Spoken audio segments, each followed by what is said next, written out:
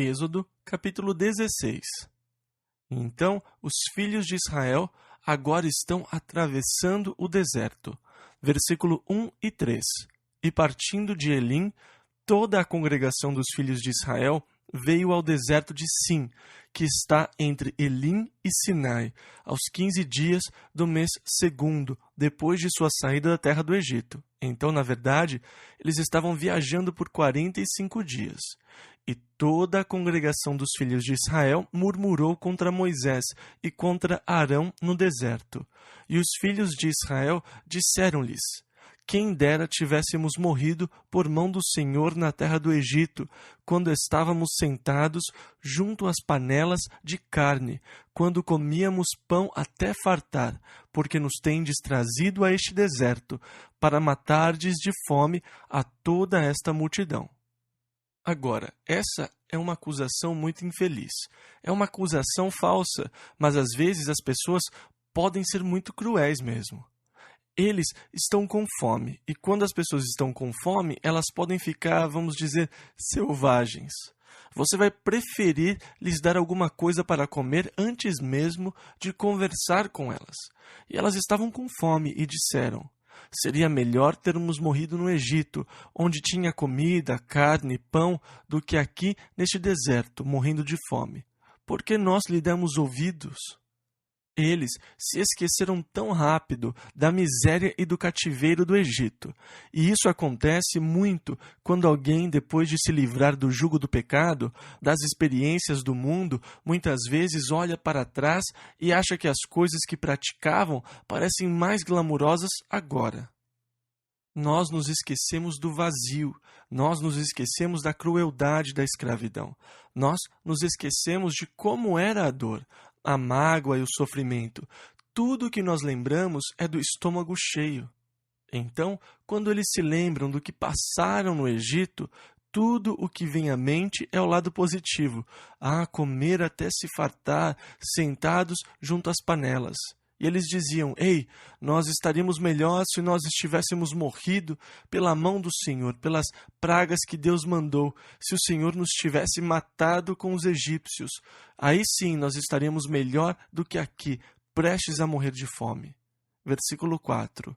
Então disse o Senhor a Moisés: eis que vos farei chover pão dos céus, e o povo sairá e colherá diariamente a porção para cada dia, para que eu o prove se anda em minha lei ou não. E então Deus diz: tá bom, eu lhes darei pão dos céus, mas vou prová-los para ver se eles andam na minha lei ou não. Versículos 5 ao 7. E acontecerá no 6º dia que prepararão o que colherem, e será o dobro do que colhem cada dia. Então disseram Moisés e Arão a todos os filhos de Israel: à tarde saberei que o Senhor vos tirou da terra do Egito, e amanhã vereis a glória do Senhor, porquanto ouviu as vossas murmurações contra o Senhor. E quem somos nós para que murmureis contra nós? Agora, eles estavam murmurando contra Moisés e Arão. Mas Moisés e Arão disseram: ei, vocês não estão murmurando contra nós, vocês estão murmurando contra Deus. Foi Deus quem os trouxe para este lugar, não fomos nós. As suas murmurações são, na verdade, contra Deus. E eu acho que isso é uma coisa que nós temos que levar em conta quando nós temos a tendência de reclamar do nosso destino. Quem foi que me trouxe aqui? Qualquer reclamação que eu fizer, na verdade, é murmuração contra Deus, porque Deus é quem me trouxe a essas circunstâncias. Foi Deus quem me colocou aqui. A não ser que eu tenha desobedecido. As minhas reclamações, na verdade, são contra o Senhor, e reclamar contra Deus é uma coisa muito séria. E Moisés disse: eu me recuso a aceitar as suas reclamações. Vocês não estão murmurando contra mim, vocês estão murmurando contra o Senhor. Versículo 8. Disse mais Moisés: isso será quando o Senhor à tarde vos der carne para comer, e pela manhã pão a fartar. Porquanto o Senhor ouviu as vossas murmurações com que murmurais contra ele. E quem somos nós? As vossas murmurações não são contra nós, mas sim contra o Senhor. E então ele enfatiza isso. No final, vocês vão ver que as suas murmurações contra essa situação, na verdade, são contra Deus. Versículos 9 e 10. Depois disse Moisés a Arão: dize a toda a congregação dos filhos de Israel: chegai-vos à presença do Senhor, porque ouviu as vossas murmurações. E aconteceu que, quando falou Arão a toda a congregação dos filhos de Israel, e eles se viraram para o deserto, eis que a glória do Senhor apareceu na nuvem. Agora, essa deve ter sido uma visão esplêndida. A nuvem os guiava. E de repente a glória do Senhor apareceu na nuvem. Não é descrito como ou de que maneira a glória do Senhor apareceu, mas sem dúvida foi uma manifestação maravilhosa quando Deus manifestou a sua glória nas nuvens. Agora, um dia desses, muito em breve, Deus vai manifestar novamente a sua glória nas nuvens, quando Jesus voltar em grande glória, manifestando a sua glória nas nuvens. E aqui, Deus manifestou a sua glória aos filhos de Israel. Versículo 11 ao 15. E o Senhor falou a Moisés, dizendo: tenho ouvido as murmurações dos filhos de Israel. Fala-lhes, dizendo: entre as 2 tardes comereis carne, e pela manhã vos fartareis de pão, e sabereis que eu sou o Senhor vosso Deus. E aconteceu que à tarde subiram codornizes e cobriram o arraial, e pela manhã jazia o orvalho ao redor do arraial. E quando o orvalho se levantou, eis que sobre a face do deserto estava uma coisa miúda, redonda, miúda como a geada sobre a terra. E vendo-a, os filhos de Israel disseram uns aos outros: que é isto? Porque não sabiam o que era. Maná quer dizer que é isto. É que quando eles viram uma coisinha redonda no chão, eles disseram: que é isto? Porque eles não sabiam o que era aquilo. Versículo 15 ao 19. Disse-lhes, pois, Moisés: este é o pão que o Senhor vos deu para comer. Esta é a palavra que o Senhor tem mandado. Colhei dele, cada um conforme ao que pode comer. 1 homer por cabeça, ou seja, uma jarra de 2 litros por cabeça, segundo o número das vossas almas. Cada um tomará para os que se acharem na sua tenda. E os filhos de Israel fizeram menos. Porém, medindo com 1 homer, não sobejava ao que colhera muito, nem faltava ao que colhera pouco. Cada um colheu tanto quanto podia comer. E disse-lhes Moisés: ninguém deixe dele para amanhã. Em outras palavras, comam tudo, não deixem nada de um dia para o outro, não tentem guardar para o dia seguinte. Versículo 20. Eles, porém, não deram ouvidos a Moisés, antes alguns deles deixaram dele para o dia seguinte, e criou bichos, e cheirava mal, por isso indignou-se Moisés contra eles. As pessoas não escutam. Moisés disse: não deixem nada para o dia seguinte. Livrem-se do que sobrar. Joguem fora à noite. Alguns deles tentaram guardar um pouco, para não ter que sair de manhã para recolher. Mas ele criou bichos, estragou, cheirou mal. Deus tinha dito: eu vou prová-los, para ver se o coração pode receber o maná. E eles falharam no teste miseravelmente. Versículo 21 ao 23. Eles, pois, o colhiam cada manhã, cada um conforme ao que podia comer, porque, aquecendo o sol, derretia-se. E aconteceu que, ao 6º dia, colheram pão em dobro, 2 hómeres para cada um, ou seja, 2 litros para cada um. E todos os príncipes da congregação vieram e contaram-no a Moisés. E ele disse-lhes: isto é o que o Senhor tem dito. Amanhã é repouso, o santo sábado do Senhor. O que quiserdes cozer no forno, cozei-o, e o que quiserdes cozer em água, cozei-o em água. E tudo o que sobejar, guardai para vós até amanhã. E então, no 6º dia, eles poderiam guardar o maná, que ele não iria criar bichos e não iria cheirar mal, porque o dia seguinte seria o sábado. Agora, é interessante que aqui o sábado já estava instituído e já era praticado antes que a lei tivesse sido dada. Então, a ideia de 6 para 1 6 dias de trabalho e 1 de descanso já tinha sido instituída na nação. Isto foi antes de Deus instituir em Israel a lei que dizia: lembra-te do dia do sábado para o santificar. Nós vamos estudar isso lá no capítulo 20, e eu vou querer falar um pouco sobre o sábado. Agora, eles deveriam assar isso. Eles iriam triturar ou moer como farinha e assar como massa de pão. Ou eles poderiam cozinhar, comer como cereal. Eu imagino que devia ser como na América Central, onde eles aprenderam a fazer muitos pratos diferentes com arroz. E essas mulheres engenhosas, sem dúvida, aprenderam a temperá-lo de maneiras diferentes, a fazer muitos pratos diferentes com o maná, aquela coisinha redonda que Deus colocava no chão para eles todas as manhãs. Versículo 24 ao 29. E guardaram-no até o dia seguinte, como Moisés tinha ordenado, e não cheirou mal, nem nele houve algum bicho. Então disse Moisés: comei-o hoje, porquanto hoje é o sábado do Senhor. Hoje não o achareis no campo. 6 dias o colhereis, mas o 7º dia é o sábado, nele não haverá. E aconteceu ao 7º dia que alguns do povo saíram para colher, mas não o acharam. Então disse o Senhor a Moisés: até quando recusareis guardar os meus mandamentos e as minhas leis? Vede, porquanto o Senhor vos deu o sábado. Portanto, ele no 6º dia vos dá pão para 2 dias. Cada um fique no seu lugar. Ninguém saia do seu lugar no 7º dia. Agora, na verdade, o sábado era um dia para descanso. E o que Deus quer dizer é que cada um fique na cama. Agora, de alguma forma, o que nós entendemos é, o dia santo ao Senhor é o dia que todos vamos à igreja.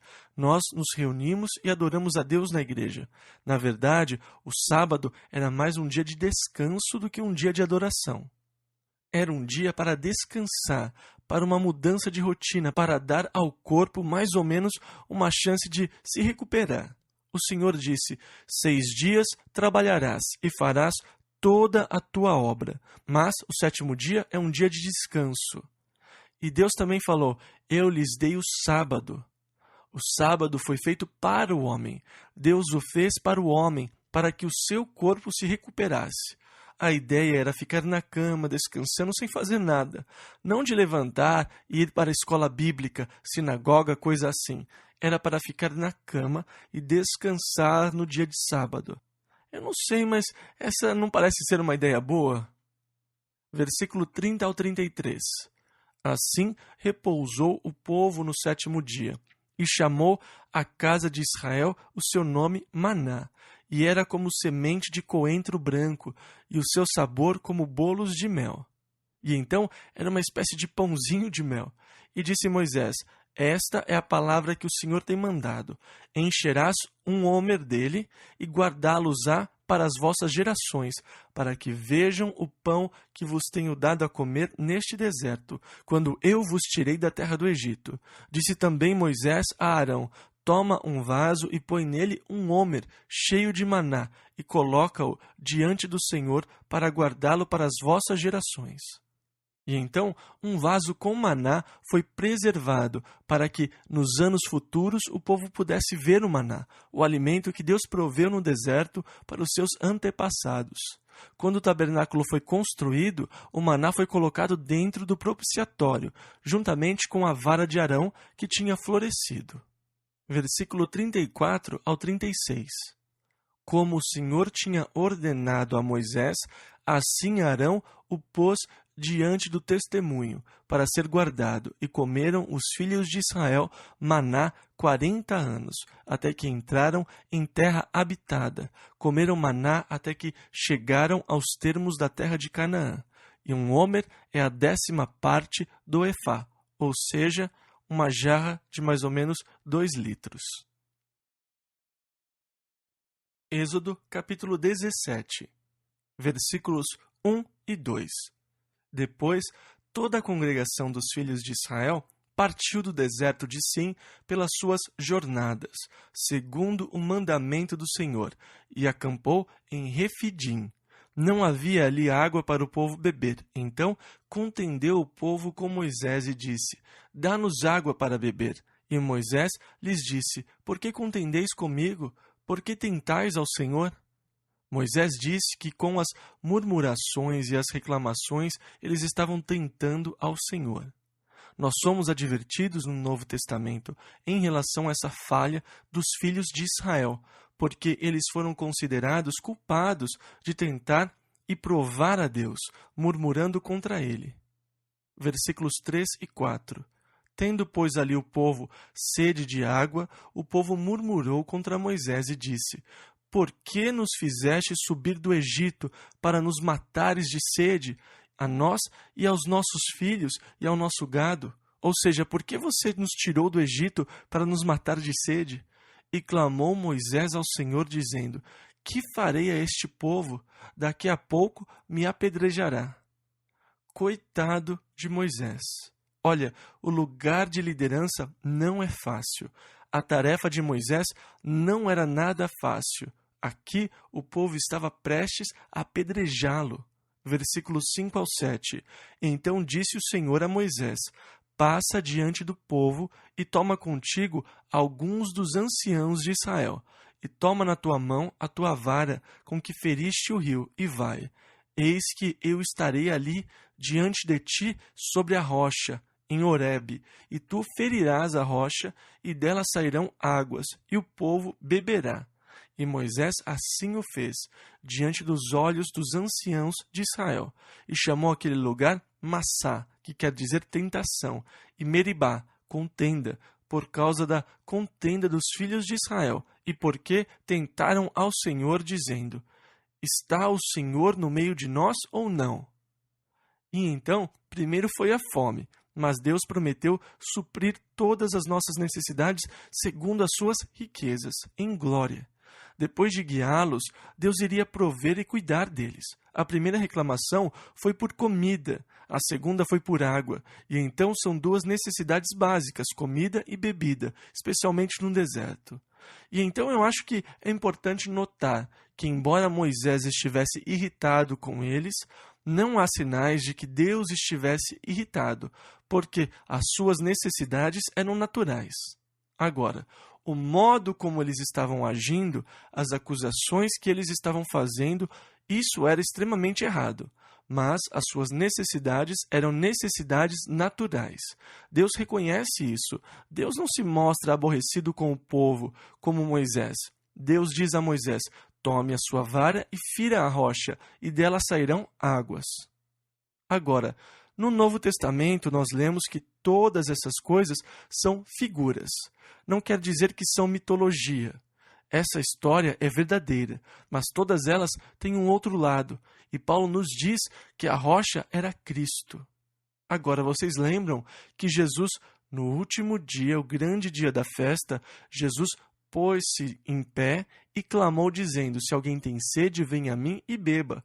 Nós lemos isso em João 7,37.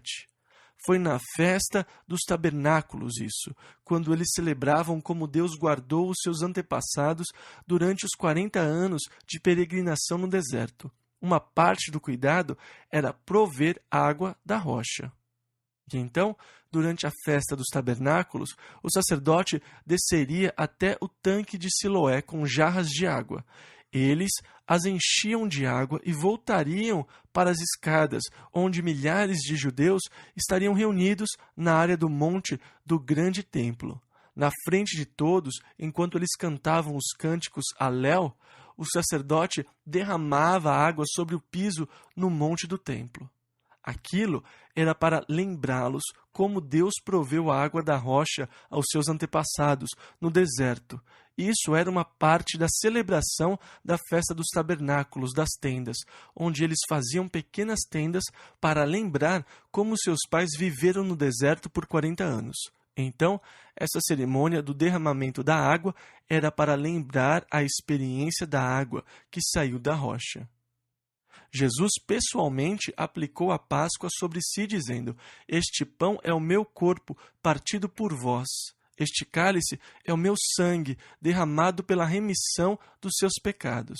Agora, na festa dos tabernáculos, no último dia, o grande dia da festa, eles não iam buscar água. Eles faziam isso durante 7 dias da festa, mas no 8º dia, o grande dia, eles não faziam isso porque agora eles estavam na terra que Deus tinha prometido aos seus pais. Eles não precisavam mais da água miraculosa da rocha. E naquele dia, quando todos estavam reunidos, quando tinha um grande número de pessoas reunidas no monte do templo, Jesus se levantou e clamou: Se alguém tem sede, venha a mim e beba. Quem crê em mim, como diz a Escritura, rios de água viva correrão do seu ventre. E Paulo nos diz que Jesus é a rocha. Ele é a rocha de onde brotam águas vivas. Naquela terra, a água é muito valiosa e a sede quase constante. A ideia de Cristo como água da vida é provavelmente muito mais significante para eles do que para nós, porque para nós basta abrir a torneira sempre que tivermos sede. Lá você tinha que pensar na água, você tinha que estar constantemente pensando na água. Para qualquer lugar que você fosse, você pensaria: bem, onde eu vou conseguir água para mim? Suprimento de água era uma coisa muito importante. Então, Jesus é a fonte de águas vivas. E no final de Apocalipse tem um convite. Diz assim: quem tem sede, venha, e quem quiser, tome de graça da água da vida. Receba Cristo. Ele é a rocha, o cumprimento da festa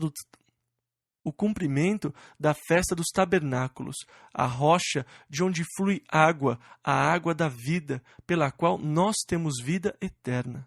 Agora, mais tarde, o povo vai falar de novo com Moisés, porque eles estavam com sede, e Moisés fala com o Senhor e diz: Deus, eu não aguento mais, esse povo está reclamando de novo. E Deus diz: tudo bem, Moisés, vá e fale com a rocha, e a água vai fluir. Moisés foi, mas ele estava zangado com o povo. Ele disse: eu tenho que ferir essa rocha de novo e lhes dar água. E ele feriu a rocha com a sua vara, e a água fluiu.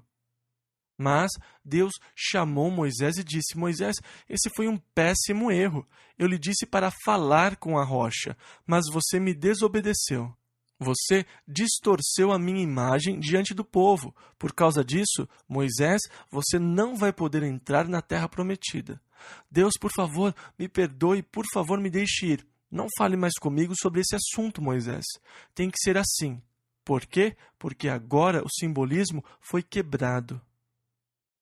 Veja, a rocha tinha sido ferida, e da rocha ferida veio a vida. E quando Jesus foi ferido, você recebeu a vida. Mas, uma vez que a rocha foi ferida, ela não precisa ser ferida de novo. Ele morreu uma vez só, e nós não precisamos mais ferir a rocha para obter a água. Tudo o que você precisa fazer é dizer: pela fé. Fale com a rocha e a água vai fluir. E então, nós não devemos ferir a rocha de novo. Isso já aconteceu. Cristo foi ferido e a água da vida fluiu. Agora, tudo o que precisamos fazer é falar e tomar de graça da água da vida. Então, este é o cenário que Deus estava preparando. Versículo 8. Então veio Amaleque e pelejou contra Israel em Refidim. Agora, Amaleque era neto de Esaú, da semente da carne, e ele representa a carne.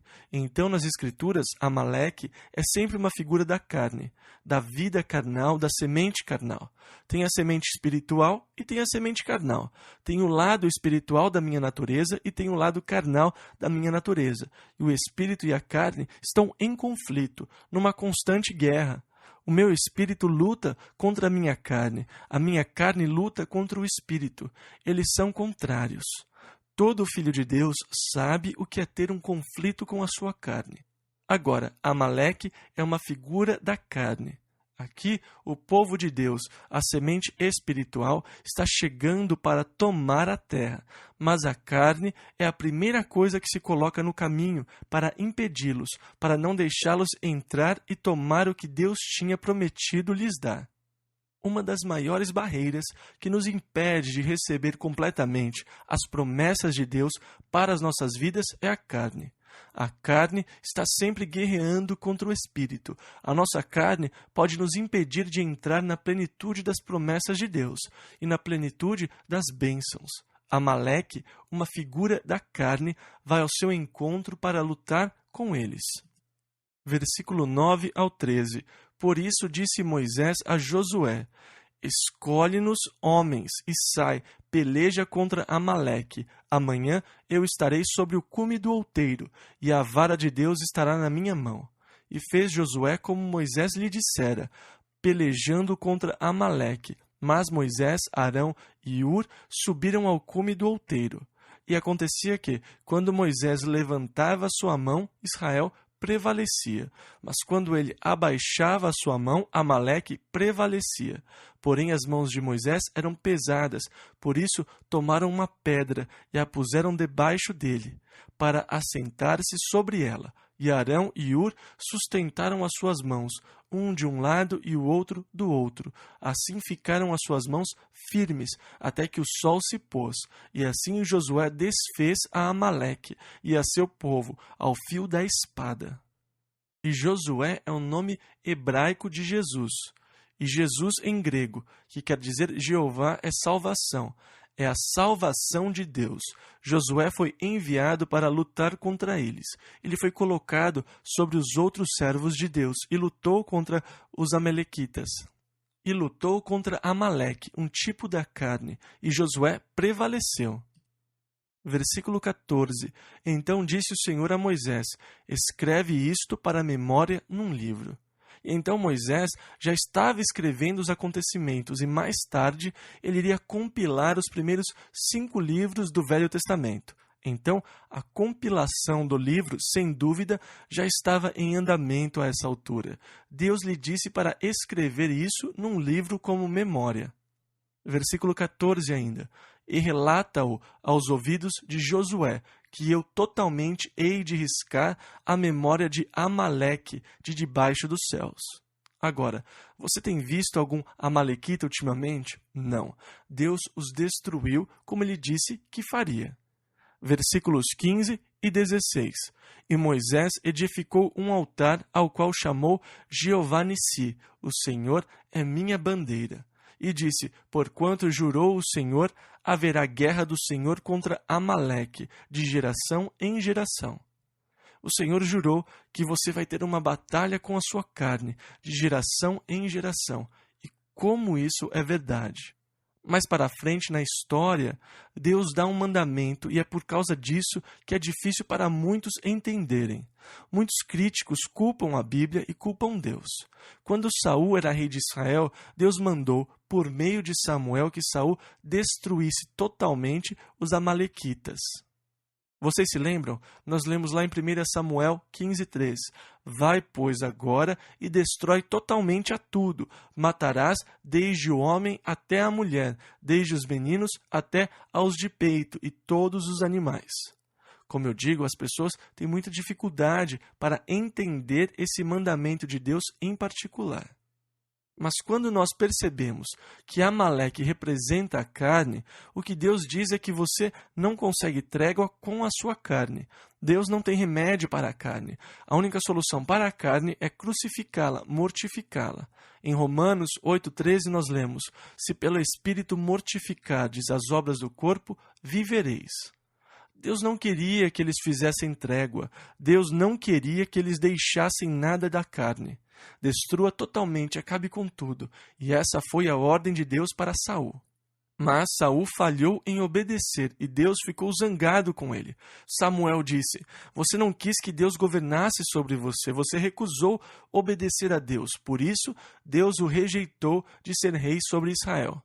E foi por isso que Saul foi destituído e rejeitado por Deus, por causa da sua falha em obedecer e destruir completamente a carne Amaleque. Agora, mais tarde, na história dos judeus, nós vamos ver um homem que era do povo de Amaleque. Como Saul falhou em destruí-los completamente, Amaleque quase destruiu os filhos de Deus.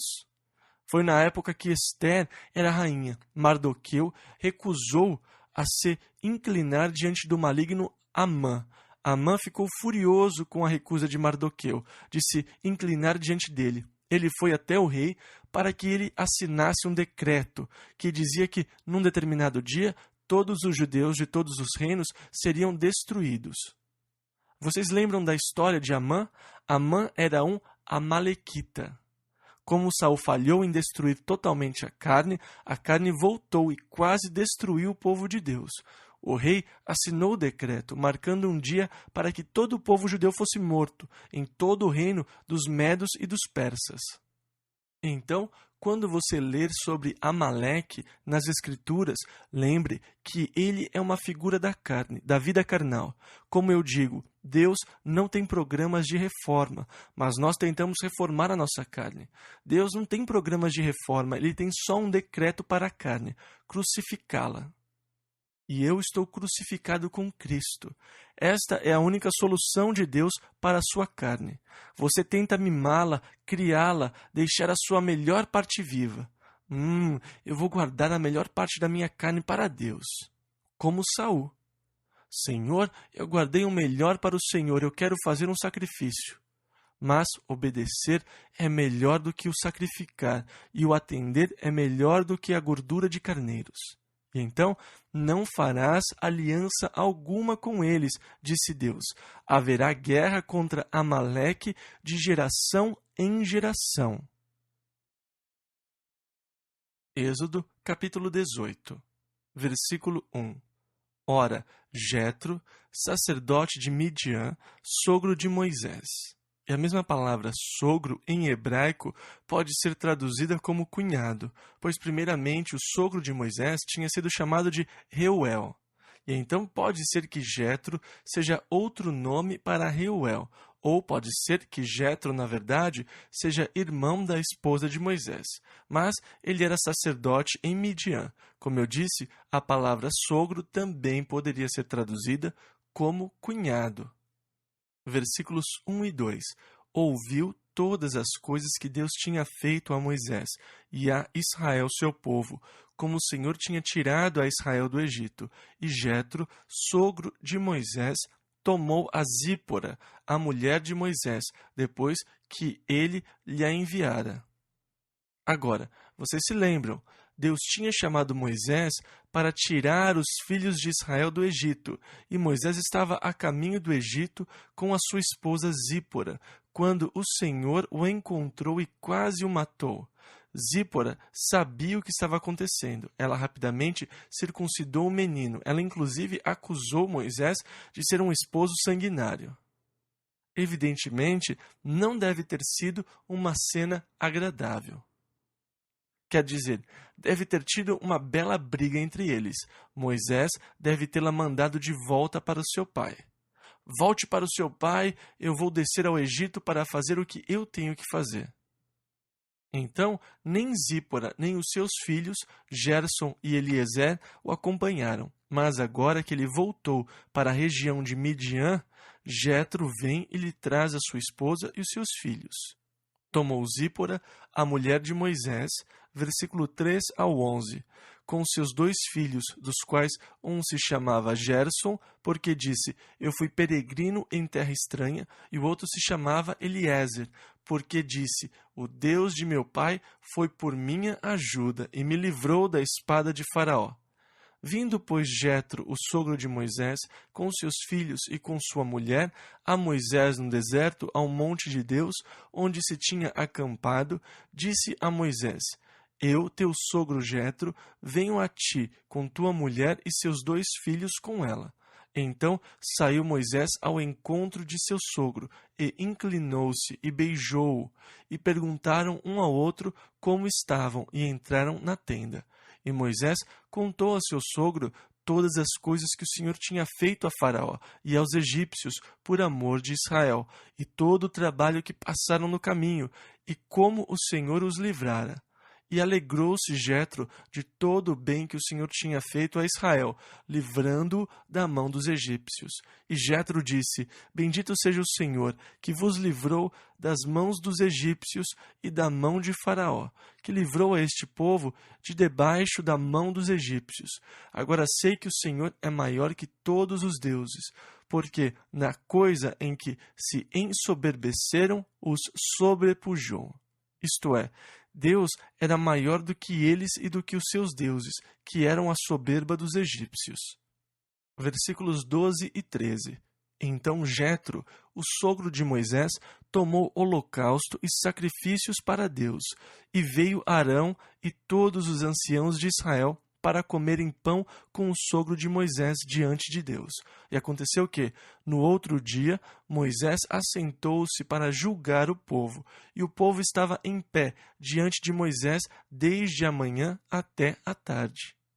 Agora, Jetro edificou um altar e ofereceu um sacrifício a Deus, uma oferta queimada. Jetro era sacerdote, mas ele não era um dos filhos de Israel. E então, outras pessoas, além dos filhos de Israel, conheciam e adoravam Deus naqueles dias. E Jetro era uma delas. Ele era um sacerdote de Deus. Agora, no dia seguinte, o povo procurou Moisés com seus casos, e desde a manhã até a tarde, eles levavam os seus problemas para que Moisés julgasse e solucionasse esses problemas. Esse sujeito tomou a minha pá emprestada e não devolveu.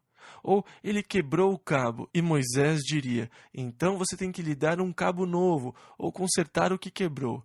Durante todo o dia, Moisés mediava pelo povo. Ele julgava os seus negócios. Versículo 14 ao 21. Vendo, pois, o sogro de Moisés tudo o que ele fazia ao povo, disse, que é isto que tu fazes ao povo? Por que te assentas só, e todo o povo está em pé diante de ti, desde a manhã até a tarde? Então disse Moisés a seu sogro. Imagine, havia 600.000 homens, era uma grande multidão. Então Moisés disse a seu sogro, é porque este povo vem a mim para consultar a Deus. Quando tem algum negócio, vem a mim para que eu julgue entre um e outro e lhes declare os estatutos de Deus e as suas leis. O sogro de Moisés, porém, lhe disse, não é bom o que fazes, totalmente desfalecerás. Assim, tu como este povo que está contigo, porque este negócio é muito difícil para ti. Tu só não o podes fazer. Ouve agora a minha voz. Eu te aconselharei, e Deus será contigo. Sê tu pelo povo diante de Deus, e leva tu as causas a Deus, e declara-lhes os estatutos e as leis, e faze-lhes saber o caminho em que devem andar, e a obra que devem fazer. E tu, dentre todo o povo, procura homens capazes, tementes a Deus, homens de verdade, que odeiem a avareza, e põe-nos sobre eles por maiorais de 1.000, maiorais de 100, maiorais de 50 e maiorais de 10. Então, Jetro está dizendo, Moisés, você vai se matar se continuar nessa rotina. Você não vai conseguir. Isso não está certo. Você vai ficar esgotado. Você precisa de outros homens que o ajudem com isso. Agora, você vai ensinar a eles os estatutos e as leis de Deus. Depois, coloque os homens sobre 1.000, sobre 100, sobre 10 e deixe que o povo leve os problemas a eles. Deixe que eles façam os julgamentos. Você lhes ensina os estatutos e os mandamentos de Deus e deixe que eles cuidem desses assuntos. E então, as coisas que eles não conseguirem resolver, então Moisés se tornou mais ou menos a Suprema Corte. Nem todos os casos eram levados a ele, só os casos que os homens subordinados a ele não conseguiam resolver. Quase sempre, quando você tem alguém do calibre da importância de Moisés e com uma forte liderança, ele acaba ficando sobrecarregado com coisas que, na verdade, não dizem respeito à liderança. É possível que ele se encontre tão engajado com coisas que não são essenciais que fique sem tempo para o que é essencial. Agora, na vida, tem que haver prioridades. Nós temos que determinar o que é mais importante e então nós temos que fazer as coisas mais importantes. É fácil se especializar em detalhes e perder tempo com assuntos de menor importância, inúteis, e no fim ficar sem energia e força para as coisas mais importantes. Eu acho que Satanás gosta de deixar as pessoas esgotadas com coisas sem valor. Às vezes, eu me envolvo com um projeto e eu gosto de lidar com coisas mecânicas. Eu gosto de fazer projetos assim. Mas eu descobri que existe a chamada lei de Murphy. Se alguma coisa pode dar errado, ela vai dar errado. E às vezes você está apertando um parafuso e pensa, bem, eu vou dar só mais uma volta para deixar bem apertado, e você quebra o negócio. E nós acabamos perdendo um tempo precioso para consertar uma lasca que você tirou da peça de madeira. Você se vê trabalhando 1h30 só porque quis dar uma voltinha a mais no parafuso. Eu penso em todo o tempo perdido só por causa de um apertãozinho. Por favor, né? E você se vê ocupado com um monte de coisas. Mas você tem que organizar o seu tempo e as suas prioridades, o que é realmente importante, e listar as suas prioridades, para que você não desperdice todo o seu tempo com assuntos que outra pessoa poderia cuidar. Agora, isso aconteceu na igreja primitiva. Eles começaram a sobrecarregar os apóstolos com todo tipo de decisões. A igreja tinha um programa de assistência social e eles ajudavam as viúvas da igreja. As viúvas que tinham um contexto cultural grego achavam que as viúvas que vinham de um contexto cultural judeu estavam recebendo um tratamento diferenciado. Elas estavam sendo favorecidas quando recebiam a doação do programa social da igreja. E foram dizer aos apóstolos: isso não é justo, as gregas não estão recebendo o mesmo que as hebraicas. E eles queriam que os apóstolos interferissem, que fizessem alguma coisa. Os apóstolos disseram: vamos nomear homens cheios do Espírito Santo, de boa reputação, sabedoria, para que eles possam administrar isso, porque não é certo que nós larguemos o ministério da palavra e da oração para servirmos às mesas. Eu imagino que muitos ministros são forçados a deixar a palavra de Deus e a oração para servir às mesas. As pessoas cobram dos pastores coisas que eles não precisariam fazer. Quando eu era um jovem ministro numa igreja pequena, vocês ficariam impressionados com as coisas que as pessoas pedem para você fazer. Você poderia me levar até a loja? Você se torna um motorista de táxi. Você se vê consertando de tudo e fazendo coisas que não estão relacionadas com a oração e a palavra de Deus. Na verdade, muitas vezes eu me vi tão envolvido com outras coisas que não tinha tempo para a palavra de Deus e para a oração, e, consequentemente, o povo sofria. Agora, com uma igreja desse tamanho, imagine só as exigências que são feitas. Muitas vezes as pessoas ligam e dizem que só falam com o Chuck, com mais ninguém. Que elas o viram na televisão e se ele vier e falar com elas, elas têm certeza que vão ser salvas. Tem um jovem no leito de morte e ele precisa do Senhor. Nós recebemos centenas de ligações como essas. Se nós fôssemos ministrar a cada um que telefonar, nós nunca iríamos ter tempo para a palavra de Deus e para a oração. Nós não temos tempo suficiente para isso agora. Então, você tem que estabelecer as prioridades. Você tem que fazer o que é realmente o mais importante que Deus o chamou para fazer. Agora, Deus chamou pessoas para os diversos ministérios dentro do corpo. E Deus ungiu alguns para o ministério de aconselhamento, ungiu outros para o ministério de cura e ungiu outros para o ministério de governo. E a igreja que tem diversos ministérios em operação é uma igreja abençoada, e não é para uma pessoa só cuidar de todos os assuntos. O sogro de Moisés disse: ei, você vai acabar se matando. Você não tem tempo nem para descansar, o dia inteiro as pessoas estão aqui. Você não tem tempo para esperar em Deus. E então ele sugere uma solução a Moisés. Agora, o que eu acho interessante são as qualificações que eram exigidas dos homens. Primeiro, versículo 21. Tementes a Deus, homens de verdade, que odeiem a avareza. Se você encontrar homens assim, você pode deixar que eles façam quase tudo. Homens que primeiro sejam tementes a Deus ou tenham reverência a Deus. Sabe, eu tenho certeza que algumas pessoas não reverenciam Deus por causa das suas atitudes. Elas nem mesmo consideram Deus. Eu acho que existem evangelistas assim. Existem muitos outros homens envolvidos no ministério que são assim. Se você observar as suas vidas, são só promoções. E o que se conclui? Falta a essas pessoas o verdadeiro temor de Deus. E imaginar que um dia essas pessoas assim vão estar diante de Deus e prestar contas por essas coisas. Essa é uma coisa que realmente me preocupa. E a Bíblia diz lá em Tiago 3:1, meus irmãos, muitos de vós não sejam mestres, sabendo que receberemos mais duro juízo. E então, ser um mestre da palavra de Deus o coloca numa posição muito precária, porque um dia você vai ter que prestar contas a Deus do que você ensinou. É por isso que eu faço de tudo para ser fiel à palavra de Deus. E quando a palavra de Deus fala de algum assunto, eu prego sobre o assunto. Quando a palavra de Deus não fala nada, eu me calo. Eu não quero dizer nada além do que a palavra de Deus diz, porque os mestres receberão mais duro juízo. Mas alguns não têm o temor do Senhor, porque eles dizem todo tipo de coisas estranhas e até mesmo contrárias à palavra de Deus. Por isso, você sabe que eles, na verdade, não têm o temor de Deus. Eles não têm o temor do juízo nos seus corações. Em segundo lugar, esses homens eram homens de verdade. E terceiro, odeiam a avareza. São homens que não têm ambições pessoais, odeiam a avareza. E esses foram os homens escolhidos. Versículo 22 ao 27.